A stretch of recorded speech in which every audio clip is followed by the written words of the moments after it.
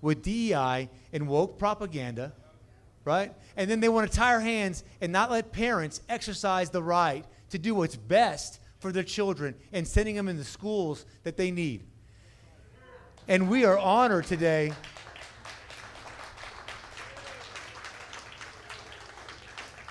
to have a warrior. Governor Abbott is the only governor that put an end to it.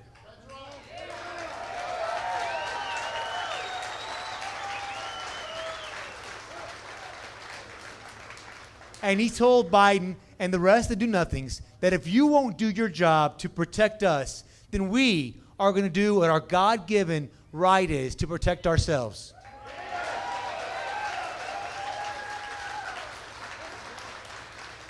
And you know what they say? All it takes for evil to succeed is for people to do nothing. And once Governor Abbott put a stop to it, what happened? 25 other states had the courage to say, you know what? Enough is enough. Texas is right. Governor Abbott is right. Another round of applause for the greatest governor this state has had, Governor Greg Abbott.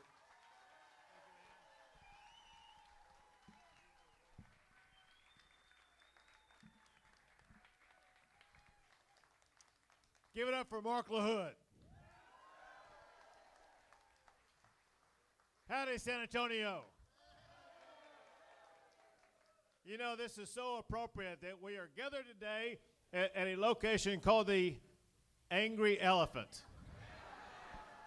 Because I know we're gathered amongst a bunch of elephants, the Republican Party elephants. And there's several reasons for you to be angry. You know, I'm here today to support Mark LaHood. For the reason that you're angry, I'm angry. And that is what you deserve. You deserve that when you go vote in a Republican primary, you're going to vote for someone who not only stands for your values, but will go to Austin, Texas, and vote for those values.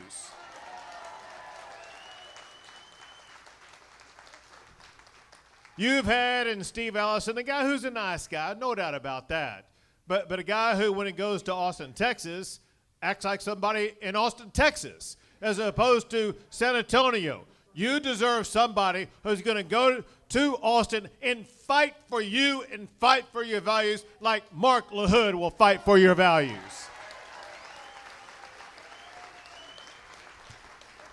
He's going to fight with me for your pocketbook issues. Listen, what Joe Biden is doing with Biden inflation, he's bankrupting families across America. Look at the price of eggs. Look at the price of groceries. Look at the price of gas. Look at the price of housing. Everything has gone up under Joe Biden. Despite all that, the number one economy in the United States of America is the great state of Texas.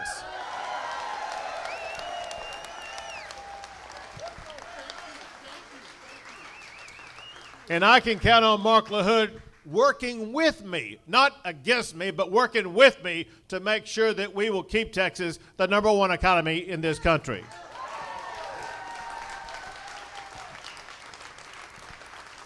So get this, an amazing fact, and that is there are only 7 other economies in the entire world larger than Texas. The United States, China, India, Japan, the United Kingdom, Germany, and France. And later on this year, Texas will surpass France to have the 7th largest economy in the entire world.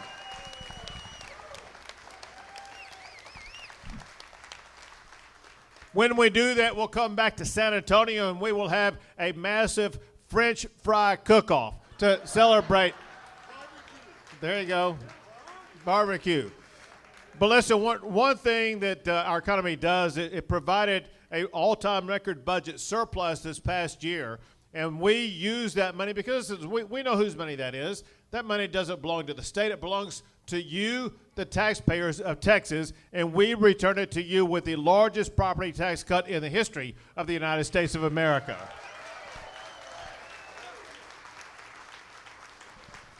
But this is where Mark LaHood comes in, because I know one of his top priorities is making sure we do more to cut your property taxes. And here, let me tell you something that I want to keep this in the room, okay? Don't let it outside of here, because it's not official information yet. but the very high likelihood is that when you elect Mark and he's back in the next session with me, Texas may be sitting on another budget surplus of about $20 billion.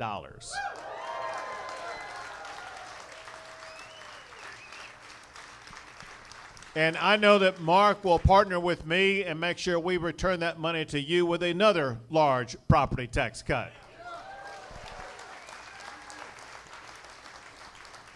You know Mark, you know his commitment to values. And listen, one thing this whole race is about values. And it's your values that are on the ballot. When you go vote, you're voting for your values. And you're voting for someone that you hope and you expect to be voting for those values in Austin, Texas. I know Mark will join with me on a couple of issues. One is one that I fought on this last session, and that is when Riley Gaines is world-renowned college swimmer. She was forced by the woke NCAA to swim not only against and beat women, she was forced to swim against a man who identified as a woman. That is outrageous. And then, amongst other things, Riley Gaines actually tied the man in that swim meet. But the NCAA, they gave the award to the man, not to Riley Gaines. That's wrong, and so Riley worked with me, and I signed a law saying no men in women's sports in the state of Texas.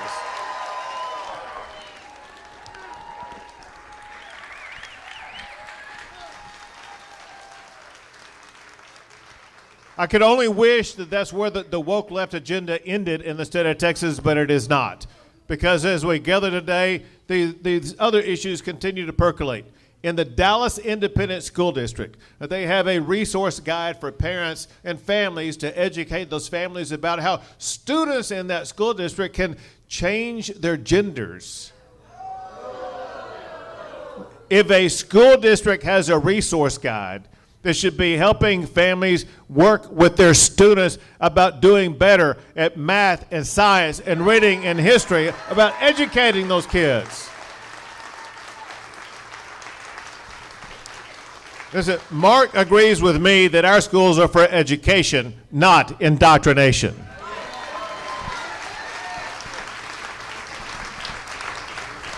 There's another school district just outside of Dallas where there is a teacher showing up at school as a man, showing up as a cross-dresser.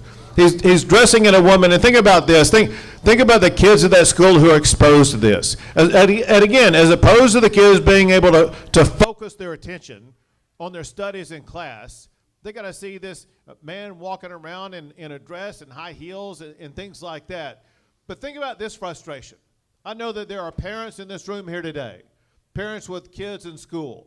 How would you feel if you knew that the state of Texas was forcing you to send your child to that school with the inability to move to some other school? That is wrong.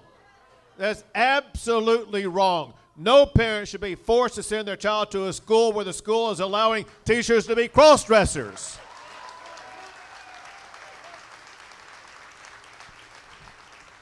That's why Mark is going to join with me and ensure that every parent has the God-given right in the state of Texas to choose the school best for their child.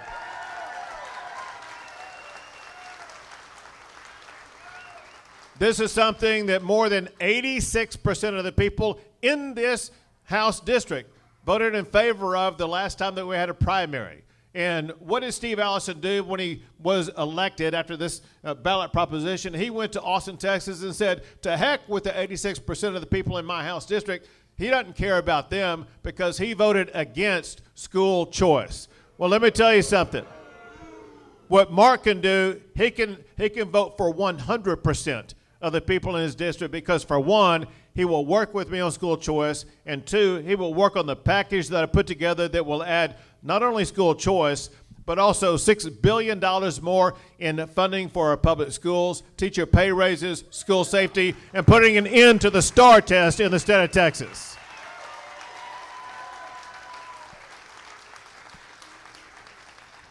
But, you know, that's not the only way that Steve Allison has voted against your interests. One thing I know that the people in this room and Republicans across the entire state of Texas, you care about, you know, the border may be your number one issue.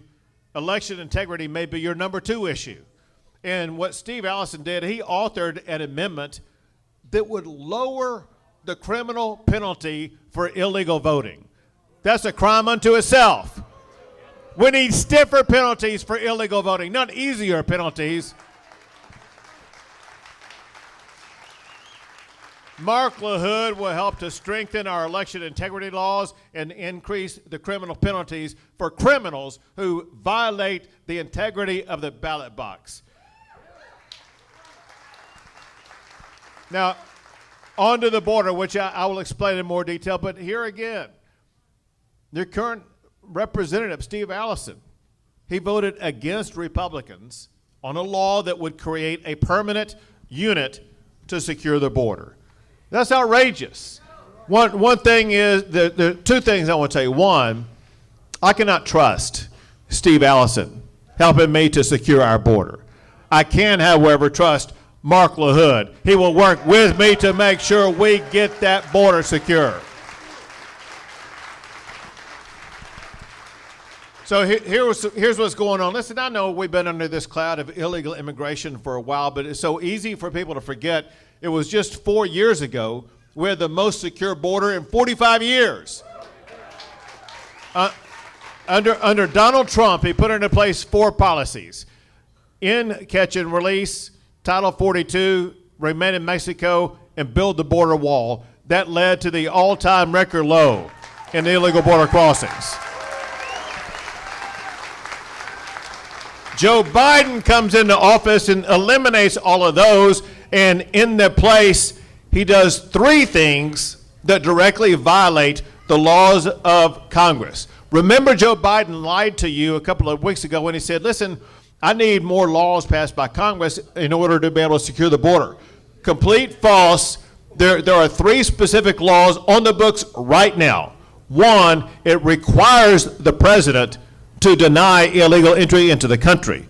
He's not doing that. He's aiding and abetting illegal entry into the country. The second law is if people do get across the border illegally, the president is supposed to detain them, not set them loose and allow them to roam around the country. The third thing that Congress passed a law on is to require the federal government to build border barriers like walls and like the razor wire wall that the state of Texas is building.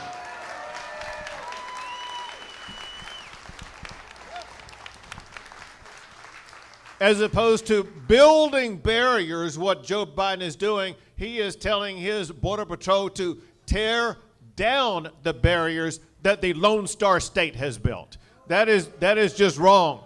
He begged the United States Supreme Court to allow the Border Patrol agents to cut through the razor wire barriers that we had erected. And when the Supreme Court sent that case back down to the Fifth Circuit Federal Court of Appeals, I told our National Guard, I do not want you to double the amount of razor wire on the border. I want you to triple the amount of razor wire that we have on the border.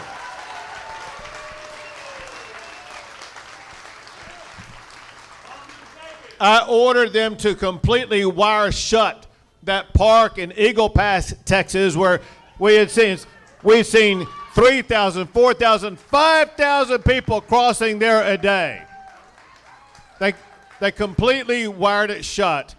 And now, for the past 3 days, there's been an average, not of 1,000 people a day or 100 people a day, there's been an average of 4 people a day crossing that area.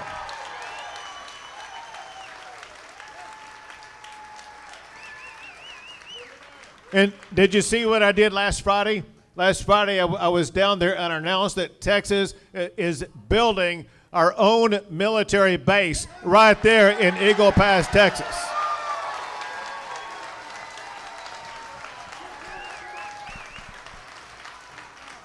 It'll house more than 2,000 of our great National Guard soldiers right there on the border itself to make sure we keep it secure. Well, when you look at the incredible dangers that we're facing by the drug cartels that are bringing more than 8 million people across the border, when you look at some people that we've arrested that were wanted for murder, some people that we have arrested that have murdered people here in the state of Texas. You look at the deadly fentanyl that's been brought by the criminal cartels across our border. The other crimes we're facing, including an all-time record number of people who are on the terrorist watch list.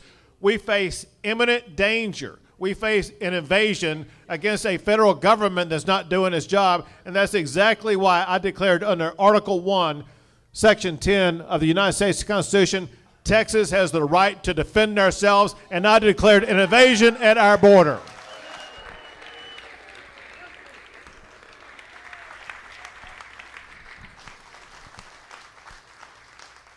One minute for some constitutional education. So some people question, well, what authority does the state of Texas have to do this stuff? And that authority lies in Article 1, Section 10, Clause 3 of the Constitution. Let me explain something that people seem to not know. James Madison, the author of the Constitution, knew back then states were facing this very issue, and he gave an example. When he was seeking ratification of the Constitution in Virginia, he gave it as an example that Virginia would have the right, under Article 1, Section 10, Clause 3, to defend itself from smugglers who were smuggling stuff from the ocean into Virginia. That's exactly the situation Texas is dealing with today. We are dealing with smugglers, the drug cartels, who are smuggling into the state of Texas. The only difference is what Texas is dealing with is far worse than what Virginia was dealing with. James Madison knows what all Americans should know. A state has the right to defend itself, and Texas is standing up and defending ourselves.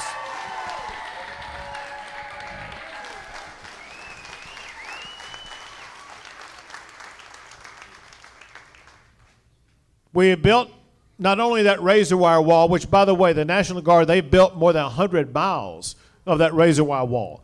What they do every single day, including today, they're adding more razor wire wall to repel the people from coming in. They've turned back to Mexico more than 100,000 people they were trying to get in Texas illegally. Texas is the only state in the history of America to build its own border wall. So this is, and we did not invent our own wall. We're not like reinventing the wheel. We're using the very same wall that Trump used. The difference is this. When you look at the number of miles that we've already put up and the number of miles under construction right now, Texas will have built more of Trump's border wall in Texas than Trump built in the state of Texas.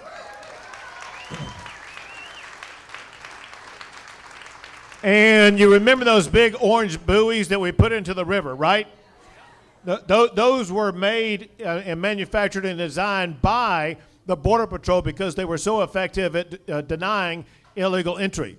Well, what you know, we put them in the water, and Joe Biden files a lawsuit to try to put a stop to it.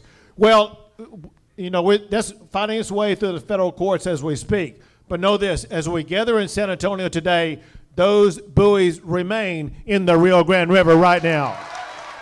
You go vote. And when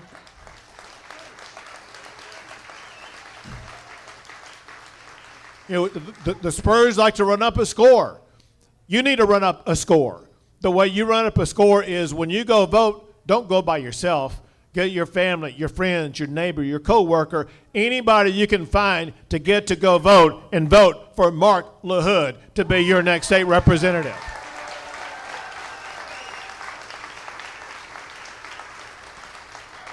So my job in life is, in one, to make your lives more safe and secure.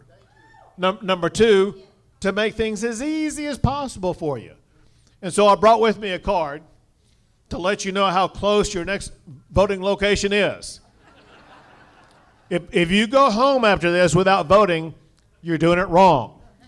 I need everybody here to go vote. And I have here a voting location that's less than 2 miles away. Is Encino Library, 2515 East Evans Road. Encino Library, 2515 East Evans Road. You can find that on your iPhone, your Samsung, whatever you use. Do that. Go vote. It's 12:30 now. You can be one and done, and be done by 1:30 and move on knowing that you got your vote banked. Remember what Trump said over the weekend. What Trump said over the weekend is, we need people to go vote early. Get that vote banked, and get your vote banked knowing that it is banked behind lock and key for Mark LaHood to be your next state representative.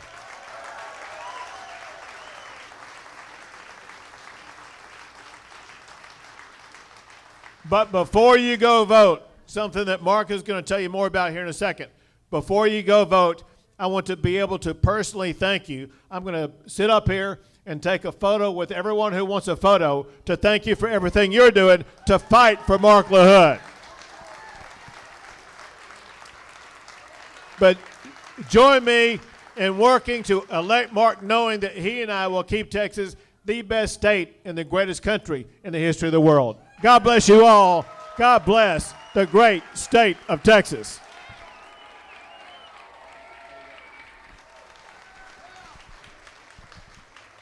One more round of applause for the governor. Two things. One, I was at Encino earlier, so I'm going there after this, so if you don't show up, I'm going to know. On a serious note, the photo line is starting here on the right where these red velvet ropes are, but for security and for fire reasons, there's an area right past that. Please don't step in there. If you in this back corner, please walk around. And then I think we're going to start with this front row. But thank you so much. God bless.